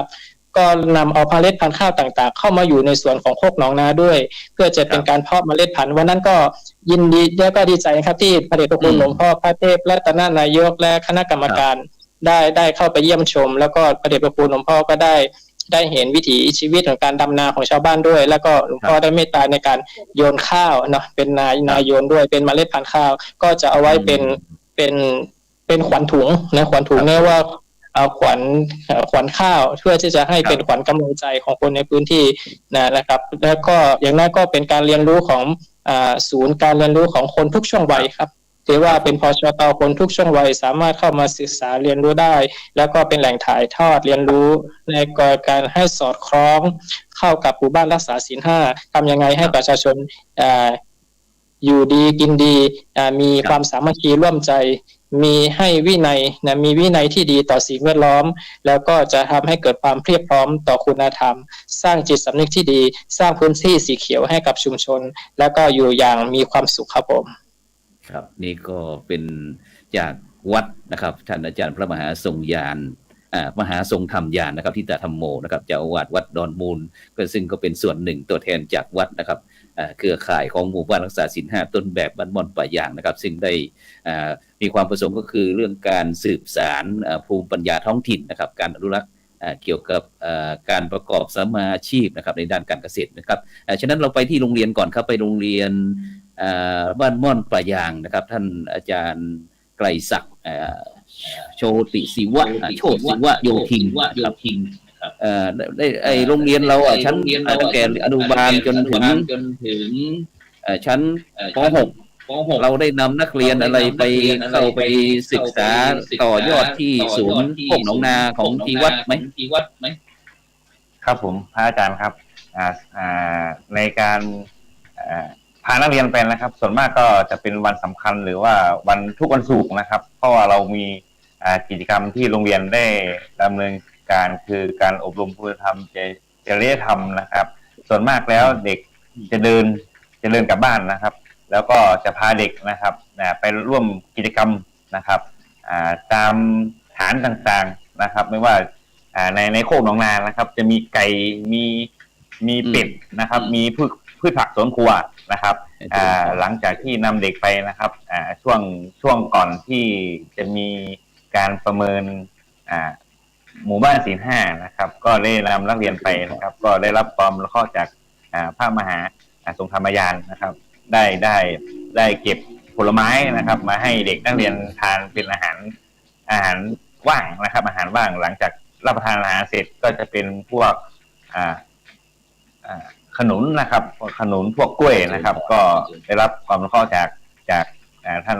พระมหานะครับที่นำนักเรียนไปที่โคกหนองนานะครับแล้วก็วันที่นักเรียนได้ลงทำภาคปฏิบัติหรือเปล่าได้ไปลงเลี้ยงไก่เลี้ยงวัวเลี้ยงควายปลูกนาถอนกล้าอะไรบ้างไหมนักเรียนของเรานักเรียนมีส่วนร่วมครับนักเรียนมีส่วนร่วมครับวันที่ได้มาประเมินนะครับก็ได้โยนมีการเกี่ยวข้าวนักเรียนกับโรงเรียนกับวัดนะครับจะบูรณาร่วมกันนะครับได้ร่วมทำกิจกรรมร่วมกันตลอดครับเจริญพรสาธุงั้นเราไปที่วัดโรงเรียนหนองแรดวิทยาท่านอาจารย์ประทีปนักเรียนของเราโตขึ้นมาแล้วขยายโอกาสจนถึงชั้นม.3 นักเรียนเราไปมีส่วนร่วมเกี่ยวกับโคกหนองนาที่วัดบ้างไหมไปทำกิจกรรมอะไรหรือเปล่านมัสการท่านพระครูท่านพระมหาทรงธรรมยานที่เคารพครับทางโรงเรียนหนองแรดวิทยานี่เปิดสอนอนุบาลจนถึงชั้นมัธยมศึกษาปีที่ 3นะครับซึ่งโรงเรียนหนองแรดนี่เป็นศูนย์สอบธรรมะนะครับนักธรรมเอกนักธรรมโทนักธรรมตรีของตำบลหนองแรดครับในส่วนนี้ทางวัดกับโรงเรียนนี่ใกล้ชิดกันมากเลยนะครับพึ่งพาอาศัยยังไงใกล้ชิดคือวันศุกร์อย่างเงี้ยนะครับผมจะพานักเรียนเข้าไปปฏิบัติธรรมนั่งสมาธิที่วัดนะครับเป็นประจำแล้วก็ท่านพระครูก็ได้มาให้ความรู้อบรมสั่งสอนนักเรียนโรงเรียนหนองแรดเป็นประจำตามที่ทางโรงเรียนได้นิมนต์หรือว่าเชิญมานะครับท่านก็ให้ความอนุเคราะห์ตลอดมานะครับแล้วก็ทางโคกหนองนานะครับทางโรงเรียนก็มีการบูรณาการให้นักเรียนไปศึกษาแหล่งเรียนรู้ที่ใกล้กับโรงเรียนเพื่อนำไปเป็นหลักธรรมนะครับในการพึ่งพาศาสตร์พระราชาตามหลักปรัชญาของเศรษฐกิจพอเพียงครับแล้วก็ในเรื่องศีล 5ทางโรงเรียนก็น้อมนำนะครับนำไปปฏิบัติอย่างเช่นห้ามฆ่าสัตว์ห้ามลักทรัพย์ห้ามประพฤติผิดในกามห้ามพูดปดอันนี้มันเป็นพื้นฐานนะครับของคนดีที่นักเรียนจะต้องปฏิบัติซึ่งในช่วงเข้าพรรษานี้ท่านก็น้อมนำว่าให้งดเหล้าเข้าพรรษารักษาศีลสุราข้อที่ 5นะครับซึ่งท่านพระมหาทรงธรรมยานทรงเป็นผู้ที่น้อมนำนะครับหลักปรัชญาเศรษฐกิจพอเพียงเป็นแหล่งเรียนรู้ที่สำคัญมากของอำเภอเทิงนะครับแล้วก็บุคคลในจังหวัดเชียงรายครับผมก็ต้องขอบคุณนะครับท่าน พระมหาทรงธรรมยานเป็นอย่างสูงนะครับ ที่มีความเมตตากับโรงเรียน แล้วก็จะพัฒนาโรงเรียนหนองแรดให้เป็นโรงเรียนคุณธรรม5 ดาวในอนาคตครับสาธุสาธุดังนั้นเราไปที่พ่อกำนันสมนึกวิงวอนในฐานะนายกสมาคมการเกษตรใช่ไหมคุยฟังหน่อยท่านพ่อกำนันเกี่ยวยังไงเกี่ยวกับเรื่องการเกษตรเมื่อกี้พ่อกำนันเปิดไมค์แป๊บหนึ่งพ่อกำนันเปิดไมค์แป๊บหนึ่งพ่อกำนันสมนึกวิงวอนครับท่านอาจารย์ครับสำ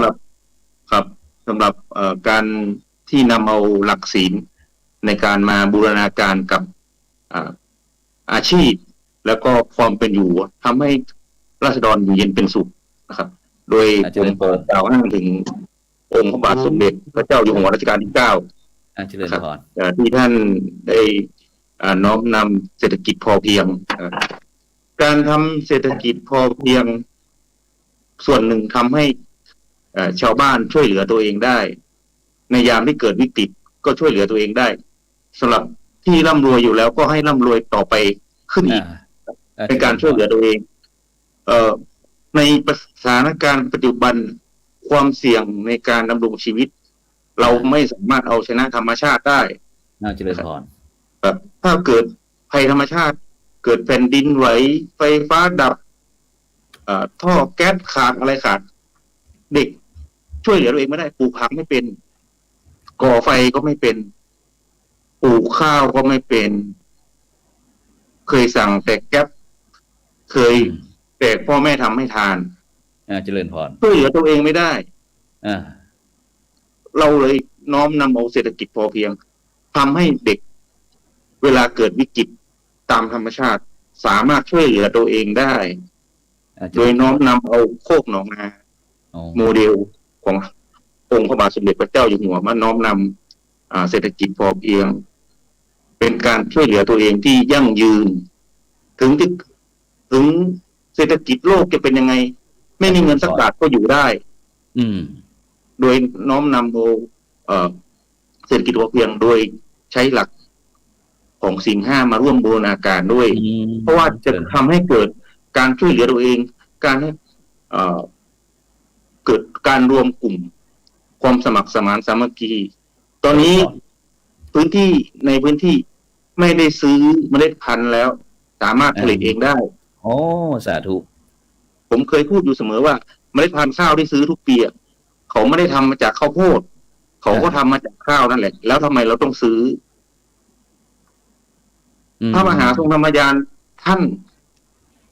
คิดทำแล้วก็ทำได้สำเร็จผมก็แค่เป็นส่วนหนึ่งเป็นฟันเฟืองส่วนหนึ่งทุกคนมีความสำคัญทั้งผู้ใหญ่บ้านทั้งชุมชนทั้งชาวบ้านได้เกิดการขับเคลื่อนเหมือนมอเตอร์ไซค์คันหนึ่งที่มีทั้งน้ำมันมีทั้งเบรกมีทั้งบังคับทุกอย่างที่ขับเคลื่อนไปด้วยกันที่สามารถได้ช่วยเหลือตัวเองได้ทำให้ก่อเกิดความยั่งยืนในการดำรงชีวิตโดยมีความสุขถึงจะมีวิกฤตเกิดขึ้นกับในสังคมในเศรษฐกิจแต่ผมเชื่อมั่นว่าพี่น้องบ้านม่อนปะยังและตำบลหนองแรดอยู่ได้เจริญพรอยู่ได้อย่างยั่งยืนแล้วอย่างที่พ่อกำนันในฐานะที่เป็นผู้นำในด้านการเกษตรในเรื่องข้าวอะไรต่างๆเนี่ยทีนี้เราได้นำภาคีเครือข่ายเราได้เข้ามาสนับสนุนกับหมู่บ้านรักษาศีล 5แล้วเมื่อเราได้เข้าร่วมเครือข่ายแล้วทำให้การอย่างโดยเฉพาะการทำการเกษตรของเราเนี่ยมีความพึงพอใจหรือว่ายังไงบ้างหลังจากทั้งก่อนแล้วก็หลังที่เราจะร่วมโครงการหมู่บ้านรักษาศีล 5มีความพึงพอใจหรือว่าไม่พึงพอใจอย่างไรตอนนี้ทางกลุ่มเกษตรกรที่รวมตัวกันส่วนใหญ่แล้วเป็นพี่น้องบ้านม่อนปะยางหมู่ที่ 5มีความพึงพอใจเพราะว่าสามารถช่วยเหลือตนเองได้ในระดับหนึ่งได้ความรู้เอาเทคโนโลยีมาผสมผสานกับอาชีพเกษตรกรรู้เลยตอนนี้ว่า ฝนจะตกวันไหน อืม จะใส่ปุ๋ยวันไหน ทำอย่างไร รู้ได้จากการ รู้ เอาเทคโนโลยี ดูจากดาวเทียมดูจากพยากรณ์อากาศ แล้วมาวางแผนในการทำการเกษตร ได้ความรู้หลาย ๆ อย่าง แล้วมาบูรณาการกับการอยู่ด้วยตนเองอย่างยั่งยืน โดยมีโคกหนองนาโมเดลของวัดดอนมูลเป็นที่ศึกษาดูงาน แล้วผมเชื่อมั่นเหลือเกินว่าในพื้นที่จังหวัดเชียงราย วัดดอนมูลอนาคตข้างหน้า จะเป็นสถานที่ที่จะเป็นจุดที่สามารถให้ดูงาน เพื่อให้พี่น้องเกษตรกรเข้ามาดูงานแล้วกลับไปดำรงชีวิตอย่างมีความสุขได้ โดยช่วยเหลือตัวเองได้ ฉะนั้นท่านกำนันก็ในฐานะที่เราเป็นผู้นำทั้งด้านการเกษตรด้วยผู้นำในด้านการปกครองในตำบลหนองแหลกด้วยเนาะก็มีความพึงพอใจนะฉะนั้นก็แน่นอนละเมื่อกี้พ่อกำนันได้พูดถึงแม้กระทั่งการใช้เทคโนโลยีต่างๆเข้ามาช่วยในการบริหารจัดการเรื่องการทำการเกษตรทั้งฟ้าฝนอากาศอะไรต่างๆ เอามาใช้นี่ก็ถือว่าสุดยอดซึ่งก็อยากจะให้พ่อกำนันได้ขยายจากตำบลหนองแหลกนะแล้วก็ไปตำบลใกล้เคียงอีกทั้งเป็นทั้งอำเภอทั้งจังหวัดยิ่งดีโดยเฉพาะจะมีโรงเรียนผู้สูงอายุที่ท่านอาจารย์พระครูปิยวรรณพิพัฒน์นะท่านได้เข้ามาดูแลพวกเราด้วยนะฉะนั้นเราไปที่ท่านนายกองค์การบริหารส่วนตำบลเนาะหลังจากท่านนฤเดชสิริแสนหลังจากที่เราได้พูดถึงโครงการที่เราสนับสนุนกับโครงการหมู่บ้านรักษาศีล 5ต่างๆในนามขององค์การส่วนปกครองส่วนท้องถิ่นทีเนี้ยหลังจากที่เราสมมุติว่าถ้าเราได้ดำเนินกิจกรรมอะไรต่างๆเกี่ยวกับหมู่บ้านรักษาศีล 5ต้นแบบในปัจจุบันเนี่ยทีนี้เราจะมีการพัฒนาต่อยอดท่านนายกเรามองเห็นเราอยากจะทำโครงการอะไรบ้างเกี่ยวกับที่จะต่อยอดให้หมู่บ้านรักษาศีล 5ของเราเนี่ยให้มันยั่งยืนกว่านี้ยิ่งขึ้นไปขอเจริญพรครับนมัสการครับก็ในสิ่งที่ต้องนำเรียนว่าเมื่อกี้ที่ได้บอกว่าทางองค์การบริหารส่วนตำบลหรือในระดับผู้บริหารของตำบลนะครับ ไม่ใช่ว่าจะบริหารแค่เรื่องเงินเท่านั้นครับเราไม่บริหารแค่เรื่องเงินอย่างเดียวสิ่งที่จะบูรณาการร่วมกันกับทั้งชาวบ้านด้วยแล้วก็ทางผู้นำด้วยนะครับในสิ่งที่สำคัญที่สุดของในระดับฝ่ายบริหารก็คือบุคลากรที่จะนำไปซัพพอร์ตแล้วก็ให้ความรู้เพราะว่าบุคลากรของเราส่วนใหญ่แล้วจะเป็นคนชาวบ้านนะครับจะเป็นทั้งผู้ที่สูงอายุนะครับผู้ที่อยู่ในบ้านส่วนมากถ้าเป็นเด็กเป็นอะไรที่มีความรู้เยอะๆเนี่ยส่วนมากก็จะไปหางานต่างบ้านต่างตำบลซึ่งก็เหลือแต่บุคลากรที่เป็นวัยสูงอายุแล้วก็วัยกลางคนนะครับเป็นเด็กก็ส่วนน้อยที่จะเข้าโรงเรียนฉะนั้นทางองค์การบริหารส่วนตำบลหรือว่าทางผู้นำของเราก็ได้มีนโยบายในการให้ความรู้นะครับโดยที่นำบุคลากรของเราทั้งส่วนฝ่ายแต่ละฝ่ายนะครับเวลามีกิจกรรมไม่ว่าจะเป็นโรงเรียนผู้สูงอายุหรือว่าจะเป็นงานกิจกรรมต่างๆเนี่ยจะต้องมีพนักงานหรือว่ามีนักวิชาการของฝ่ายบริหารเนี่ยเข้าไปประกบเสมอเพื่อที่จะให้การดำเนินงานไปในทิศทางที่ดีนะครับแล้วก็ให้ทางผู้ที่เขาไม่มีความรู้ในด้านนี้ได้เรียนรู้ในสิ่งที่ถูกต้องนะครับหนึ่งไม่ว่าจะเป็นในแนววิชาการ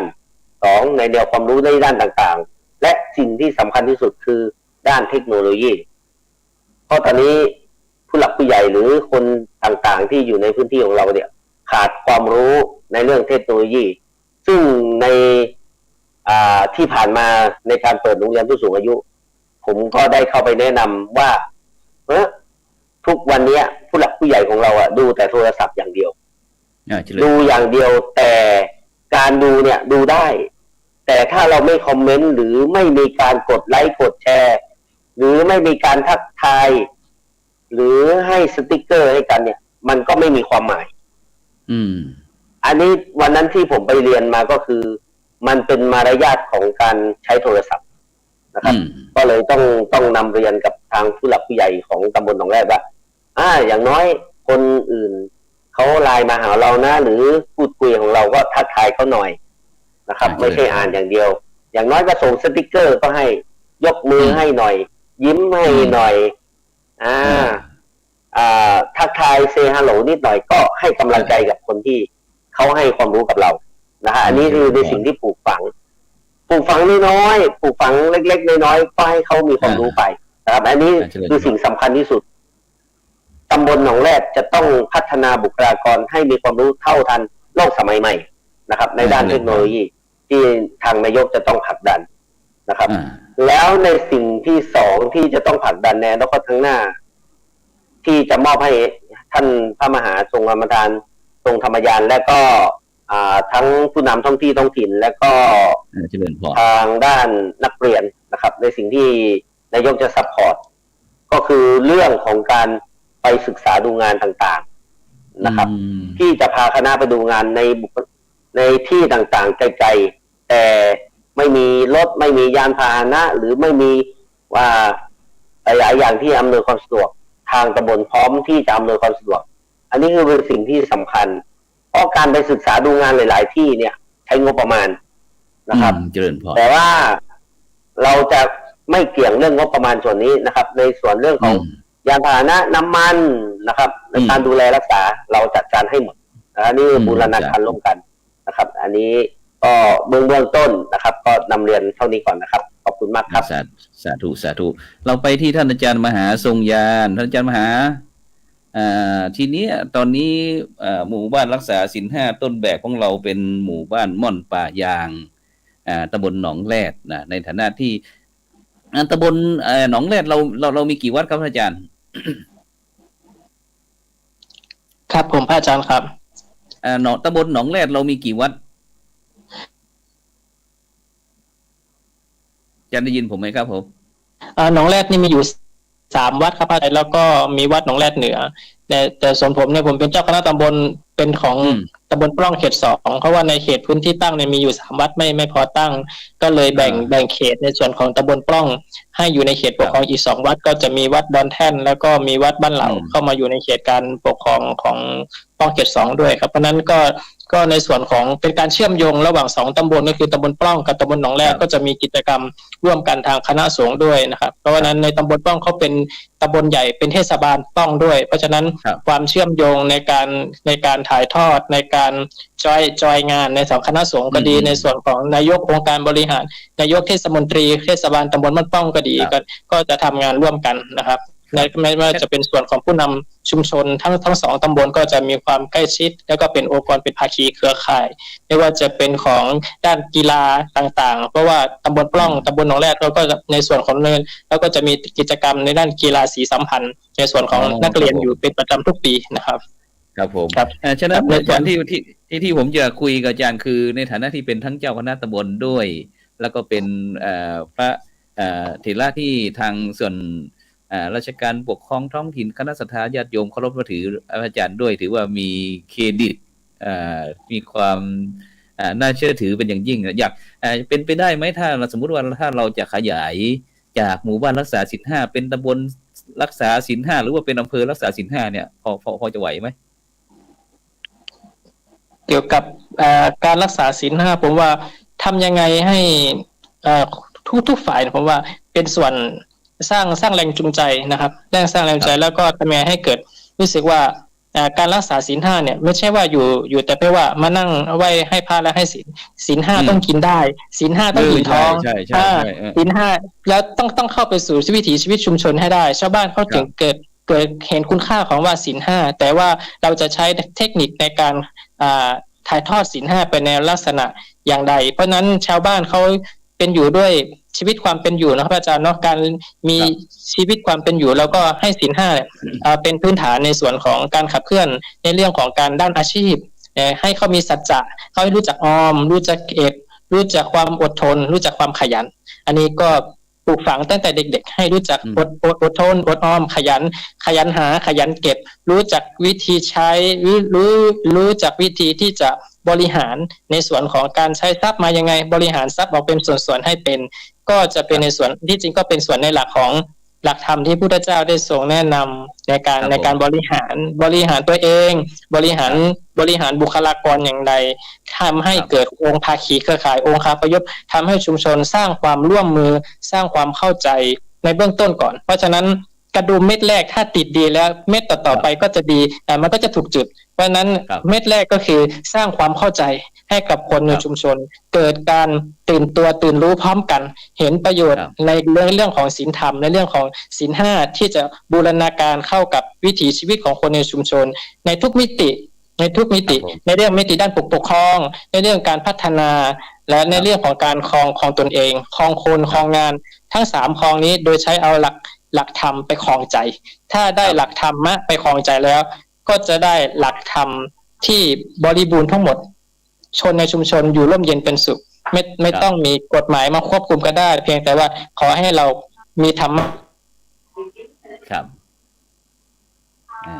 สัญญาณจะหลุดควบคุมใจ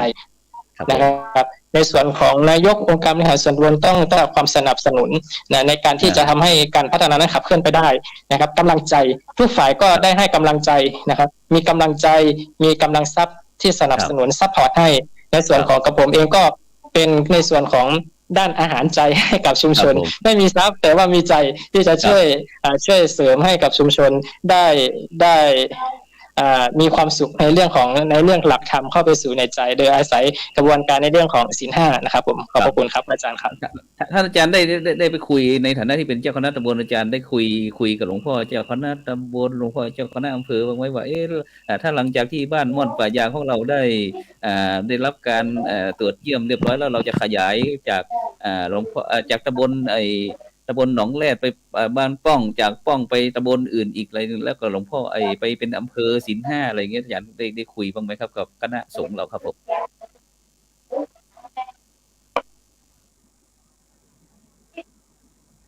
สัญญาณอาจจะช้านิดหนึ่งได้ยินไหมครับอาจารย์ครับอาจารย์ได้คุยบ้างไหมครับผมในส่วนภาคีเครือข่ายใช่ไหมครับอาจารย์ครับครับผมครับด้านคณะสงฆ์เราครับในส่วนภาครวมทั้งหมดนะครับในเรื่องของไม่ว่าจะเป็นทั้งด้านภาคีเครือข่ายภายในชุมชนนะครับแล้วก็ภายนอกทางคณะสงฆ์หลวงพ่อคณะสงฆ์ถือว่ามีส่วนสำคัญนะครับที่เป็นส่วนช่วยเพราะว่าเราทิ้งท่านไม่ได้เพราะว่าคณะสงฆ์นี่เป็นหลักชัยเป็นหลัก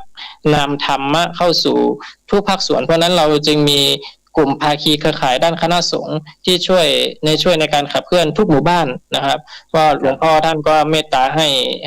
ให้หลักในเรื่องของการเผยแผ่ไม่ว่าจะเป็นบูรณาการเรื่องของหน่วยอบรมประชาชนประจำตำบลซึ่งทางวัดดอนมูลเองหรือทางคณะสงฆ์ตำบลปล้องเขต1เขต2และคณะสงฆ์ในทางอำเภอเทิงเรามีความให้ความสำคัญกับหน่วยอบรมประชาชนประจำตำบลถือว่าเป็นงานเผยแผ่ที่สำคัญนะครับในเรื่องของหมู่บ้านรักษาศีล5ทำอย่างไรให้ไม่ใช่แค่บ้านม่อนป่ายางเพราะนั้นทุกหมู่บ้านในอำเภอเทิงหรือทุกอำเภอในจังหวัดเชียงรายเราจะมีส่วนขับเคลื่อนไปด้วยกันที่ทำให้ศีล5เป็นพื้นฐานของจิตใจของคนในจังหวัดเชียงรายให้ได้รับความเป็นหนึ่งเดียวในเรื่องของหลักธรรมแล้วก็ให้ธรรมนั้นเป็นองค์ธรรมที่ขับเคลื่อนโดยใช้หลักธรรมเรียกว่าเป็นธรรมาธิปไตยนะอาจารย์เนาะในเมื่อของเรามีธิปไตยในส่วนของทางโลกแล้วแต่ว่าในส่วนของหลักธรรมก็คือโดยใช้เอาหลักธรรมนำหน้าในการประพฤติปฏิบัติทุกอย่างผมก็ถือว่าอาศัยว่าคณะสงฆ์ในส่วนของพื้นที่ในส่วนของตำบลอำเภอหรือแม้พระเดชพระคุณหลวงพ่อเจ้าคณะจังหวัดท่านมีส่วนในการส่งเสริมและการผลักดันสร้างให้ทุกภาคีเครือข่ายไม่ว่าจะเป็นทั้งคณะสงฆ์ทั้งฝ่ายทางด้านการปกครองท่านนายอำเภอท่านผู้ว่าราชการจังหวัดร่วมทำงานกันเป็นทีมช่วยกันขับเคลื่อนเพราะนั้นก็ถือว่าเชียงรายเราก็ได้ขับเคลื่อนมีความเข้มแข็งในเรื่องของด้านหมู่บ้านศีล5ครับผมครับสาธุครับไปที่ท่านอาจารย์ไกรศักดิ์นะครับผู้อำนวยการโรงเรียนบ้านม่อนป่ายางครับหลังจากที่เราได้เข้าร่วมโครงการและที่นี้เรา จากจะต่อยอดโครงการอะไรบ้างไหมหรือว่าจะสร้างภาคีเครือข่ายในสถานศึกษาครับผมเจริญพรอาจารย์ไกรศักดิ์เปิดไมค์แป๊บหนึ่งอาจารย์ไกรศักดิ์เปิดไมค์ด้วยโอเคครับผมครับในส่วนของทางโรงเรียนนะครับในเรื่องการต่อยอดนี้เราทำอยู่ตลอดอยู่แล้วนะครับร่วมกับวัดนะครับส่วนมากแล้วเท้าความก่อนนะครับผมนี่จบเอกสังคมศึกษานะครับส่วนมากจะสอนเกี่ยวกับหลักธรรมคำสั่งสอนตลอดนะครับส่วนมากแล้วในการต่อยอดของทางโรงเรียนนะครับส่วนมากแล้วผมจะเป็นคนนำในการอบรมคุณธรรมจริยธรรมนะครับส่วนโรงเรียนบ้านปะยางเนี่ยมันเป็นเด็กเล็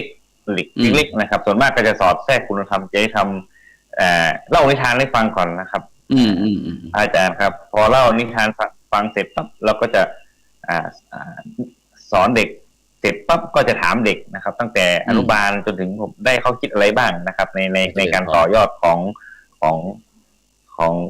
การอบรมคุณธรรมนะครับ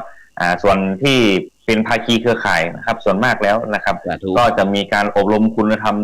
จริยธรรมอยู่แล้วนะครับทุกปีการศึกษานะครับได้รับความสนับสนุนจากองค์การบริหารส่วนตำบลหนองแรดนะครับเป็นอย่างดีนะครับส่วนมากก็จะอบรมกับโรงเรียนหนองแรดวิทยานะครับทั้ง2โรงเรียนนี้นะครับส่วนครับภาคีเครือข่ายนะครับทั้งอำเภอเทิงนะครับหรือว่าสำนักงานเขตพื้นที่การศึกษานะครับก็จะมีกิจกรรมที่ทำร่วมกันอยู่ตลอดเวลานะครับเกี่ยวกับการประกวดเกี่ยวกับโรงเรียนคุณธรรมนะครับโรงเรียนบ้านปะยางก็ปี64นะครับก็ได้รับรางวัลคืนคุณธรรมสู่ห้องเรียนนะครับระดับดีเยี่ยมนะครับของสำนักงานเขตพื้นที่การศึกษา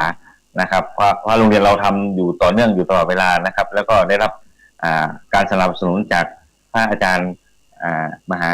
ทรงธรรมยานอยู่ตลอดเวลาอยู่แล้วครับผมครับพระอาจารย์ครับสาธุฉะนั้นเราไปที่อาจารย์ประทีปจะต่อยอดยังไงกับโรงเรียนหนองแรดวิทยาของเราในฐานะเป็นพี่ใหญ่ด้วยขยายโอกาสด้วยเราจะต่อยอดยังไงอีกต่อไปหรือว่าจะเพิ่มภาคีเครือข่ายที่โรงเรียนใกล้ๆจะเชิญชวนเข้ามาร่วมกับโครงการของเราเป็นภาคีเครือข่ายด้วยกันนมัสการท่านพระครูครับก็สำหรับโรงเรียนหนองแรดวิทยานี่ผมก็มุ่งมั่นบอกว่าการพัฒนาคนก่อนนะครับคือถ้าคนเป็นทรัพยากรมนุษย์ที่สำคัญต้นกล้าครั้งแรกก็คือเด็กครับถ้าเราปลูกฝังคุณธรรมอะไรต่างไม่ดีแล้วเมื่อเติบโตเป็นผู้ใหญ่แล้วก็จะสร้างปัญหาให้กับสังคมฉะนั้นแล้วผมก็จะขับเคลื่อนโดยบ้านวัดโรงเรียนร่วมกันนะครับโดยอาศัยวัดดอนมูลโดยท่านพระมหาทรงธรรมยานนะครับมาให้ความรู้ผู้คุณธรรมขับเคลื่อนเด็กๆนะครับที่อยู่ในโรงเรียนก่อนนะครับที่เพราะว่าผมไม่สามารถที่จะไปสอนที่อื่นได้แต่ว่าก็จะพยายามทำเป็นตัวอย่างเป็นโรงเรียนคุณธรรมเพื่อให้เด็กนะครับเป็นคนดีเป็นคนเก่งของประเทศไทยให้จงได้แล้วก็เติบโตเป็นคนดีไม่สร้างปัญหาให้กับสังคมโดยนำหลักธรรมคำสอนศีล5เบื้องต้นนะครับง่ายๆครับเจริญพรสาธุงั้นเราไปที่พ่อกำนันได้ยินทั้งวัดทั้งส่วนท้องถิ่นทั้งส่วนโรงเรียนไ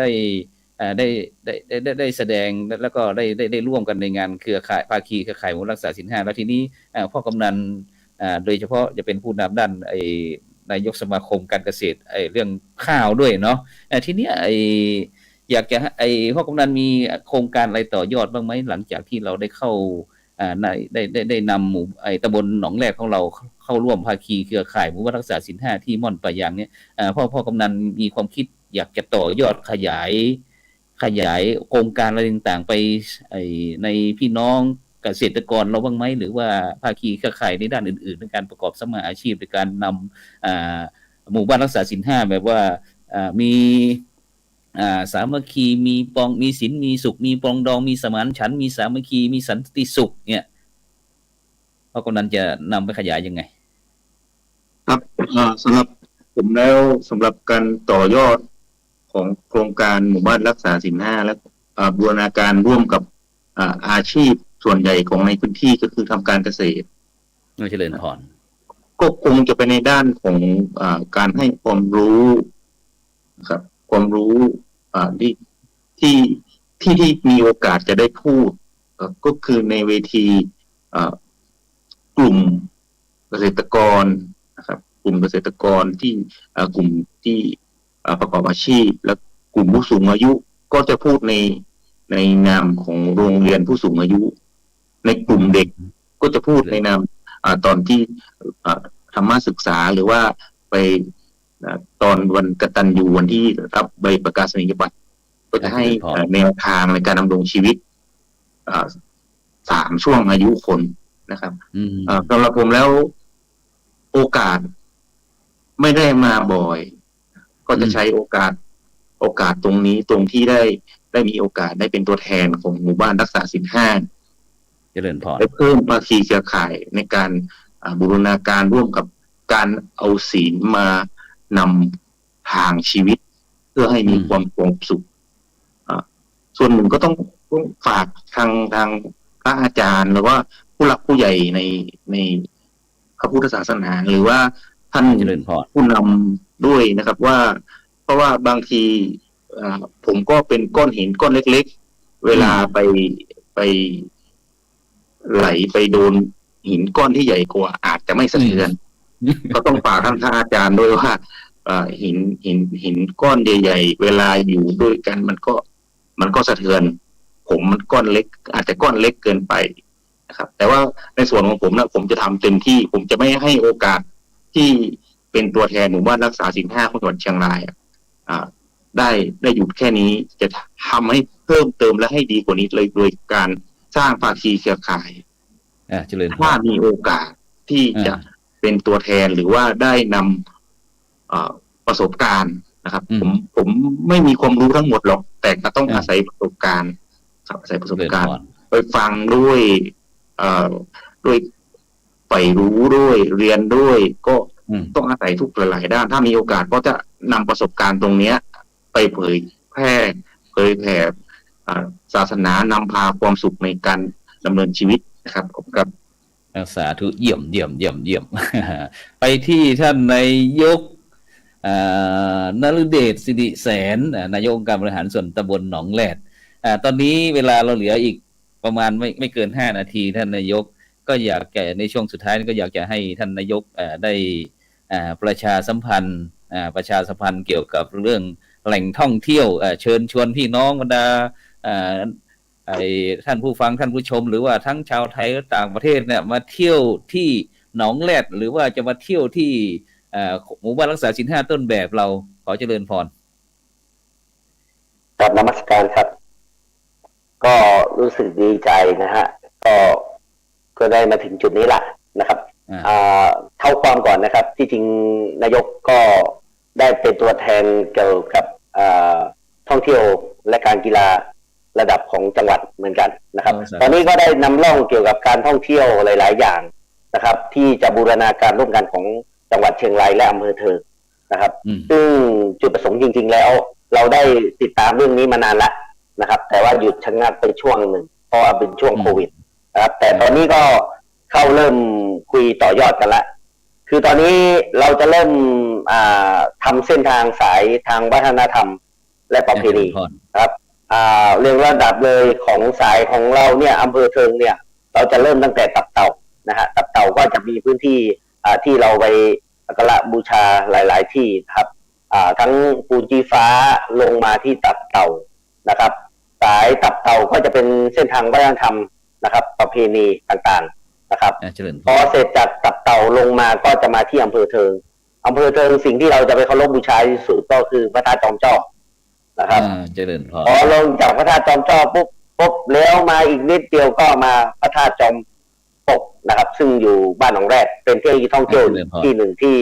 เป็นสิ่งสำคัญเพราะที่นั้นมีน้ำบ่อศักดิ์สิทธิ์แล้วก็มีทั้ง สิ่งที่เราเคารพบูชาของบรรพบุรุษของตำบลหนองแรกนะครับลงมาปุ๊บก็จะเป็นท่องเที่ยวที่วัดดอนมูลนะซึ่งเป็นวัดที่สวยงามที่สุดนะของตำบลหนองแรกนะครับสายการท่องเที่ยวที่เราวางไว้นะฮะเสร็จต่อจากวัดดอนมูลที่เราถือว่าเป็นวัดที่สวยที่สุดนะครับต่อไปก็จะเป็นที่น้องกวางนะครับของบ้านเกียง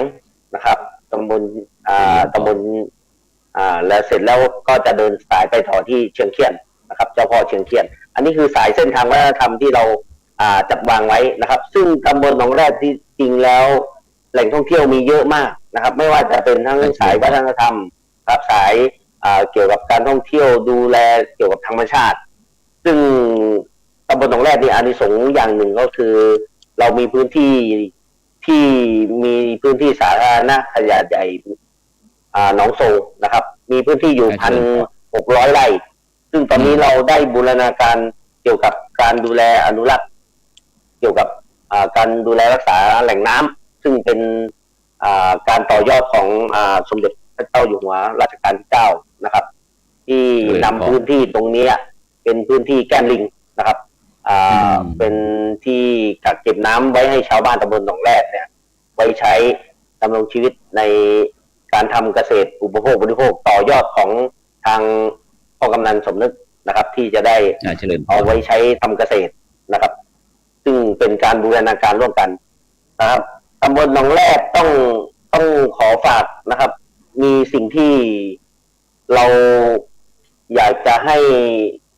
ท่านผู้ฟังทุกท่านนะครับหรือท่านผู้ชมทุกท่านได้เข้ามาศึกษาและก็ได้เข้ามาเที่ยวนะครับมีไกด์ก็คือนายกนี่แหละแล้วก็ท่านมหาทรงธรรมยานแล้วก็ผู้นำท่องเที่ยวท้องถิ่นทุกท่านนะครับพร้อมที่จะเป็นตัวแทนนะครับในการให้ข้อมูลต่างๆนะครับไม่ว่าจะเป็นในด้านของเชิงการเป็นอยู่อาศัยหรือการบูรณาการต่างๆนะครับพร้อมที่จะให้ข้อมูลได้ทุกเรื่องนะครับยินดีต้อนรับนะครับแล้วก็พร้อมที่จะให้บริการเกี่ยวกับความรู้ในด้านเชิงต่างๆถ้าท่านต้องการจะไปจุดไหนนะครับไปหาที่นายกที่องค์การมหาส่วนตำบลครับพร้อมที่จะให้บริการได้เสมอนะครับสาธุไปที่ท่านไปที่ท่านอาจารย์มหาทรงธรรมยานหน่อยให้พรกับบรรดาท่านผู้ฟังท่านผู้ชมหน่อยสักครึ่งนาทีหนึ่งครับต่อยอดกับท่านนายกนิดหนึ่งนะครับก็นอกจากหนองทรงแล้วนะครับแหล่งการท่องเที่ยวเชิงธรรมชาติแล้วปางควายของเราใหญ่ เลยกระบือพันธุ์อนุรักษ์พันธุ์เพื่อในตำบลหนองแรกเรามีกระบือประมาณไม่ต่ำกว่า 400-500 ตัวนะครับที่ไว้ประมาณ400 กว่าตัวขึ้นไปนะครับเพราะว่าทำให้พื้นที่ในเกษตรเนี่ยลดในช่วงของการใช้สารเคมีได้เพราะว่าเราจะผลักดันในเรื่องการสนับสนุนในการใช้มูลสัตว์ปุ๋ยอินทรีย์ในเรื่องของการทำเกษตรอินทรีย์ด้วยนะครับอันนี้ก็ต่อยอดในเรื่องของกลุ่มเกษตรกรนาแปลงใหญ่นะครับแล้วก็ในส่วนของการท่องเที่ยวในเรื่องของฝากเรามีตะกร้าหวายในชุมชนหนองแรกเราแทบจะทุกหมู่บ้านแล้วก็ทุกหลังคาชาวบ้านเขาทำตะกร้าหวายนะเป็นของฝากโอท็อปชิ้นหนึ่งที่สินค้าที่คุณภาพทำเองในครัวเรือนแล้วก็ทำด้วยจิตใจนะครับมีหลากหลายเขาเรียกว่าหลายลายถักขึ้นลายด้วยสวยงามมากเอาเป็นของฝากของตำบลหนองแรได้แล้วก็ในส่วนหนึ่งก็คือมีผ้าทอเรามีกลุ่มผ้าทอที่สวยงามอนุรักษ์ผ้าทอพื้นเมืองไว้ให้กับประชาชนเพราะว่าถือว่าเขาว่าเป็นพื้นที่ที่ได้อนุรักษ์มรดกภูมิปัญญาของบรรพบุรุษไว้ในเรื่องของการทอผ้าเราไม่ทิ้งเราไม่เมาของใหม่อ่ะแต่ว่าเราก็ไม่ทิ้งของเก่าของใหม่เราก็ทำอยู่แต่ก็ไม่เมาจนเกินไปของเก่าเราก็ไม่ทอดทิ้งพร้อมที่จะอนุรักษ์และศึกษาสืบสานให้กับลูกหลานได้ให้พัฒนาต่อยอดฝีมือนะครับในส่วนของผ้าทอในส่วนของตะกร้าหวายของท่านนายกจริงๆท่านมีลำไยนะลำไยพันธุ์สีทองของดีของท่านนายกท่านมีครับเดี๋ยวมีลำไยไว้ครับเตรียมไอ้ทั้งตะกร้าทั้งสิ่งของอะไรต่างๆในบ้านม่อนปะยางตำบลหนองแรกของเราไว้เผื่อที่จะต้องนำไปทั้งไลฟ์เบอร์รี่บูมเบอร์รี่อะไรก็แล้วแต่นะทั้งพ่อกำนันทั้งท่านนายกทั้งครูบาอาจารย์ทั้งพ่อหลวง ทั้งท่านอาจารย์มหาเตรียมไว้นะเพราะว่าถ้าเกิดสมมุติว่าเราได้มีโอกาสไปแสดงผลงานที่วัดไร่ขิงนะเราก็จะต้องนำสินค้าเกษตรของเราเนี่ยไปค้าไปขายนะเพราะวันนั้นเห็นคณะกรรมการบอกว่าโอ้ถ้าสั่งหวายต้องเตรียมเป็นพันนั่นแหละเพื่อที่จะต้องเพื่อที่เดี๋ยวยังไงจะแจ้งให้พวกเราได้รับทราบอีกทีนึงเพราะว่าวันศุกร์หน้านี้เราก็จะพบกับหมู่บ้านใต้ล่มโพทองตำบลงอบอำเภอทุ่งช้างจังหวัดน่านสำหรับในค่ำคืนนี้เวลาหมดเวลาจำเป็นที่จะต้องนำรายการสังฆาพัฒนาเพื่อประชาชนบทบาทพระสงฆ์ในยุค New Normal หมู่บ้านรักษาศีล 5ต้นแบบบ้านม่อนป่ายางตำบลหนองแรดอำเภอเทิงจังหวัดเชียงรายจากบรรดาท่านผู้ฟังไปก่อนหลับฝันดีมีเงินใช้ไร้โลคาพยาธิไม่เจ็บไม่จนร่ำรวยทุกคนสำหรับในค่ำคืน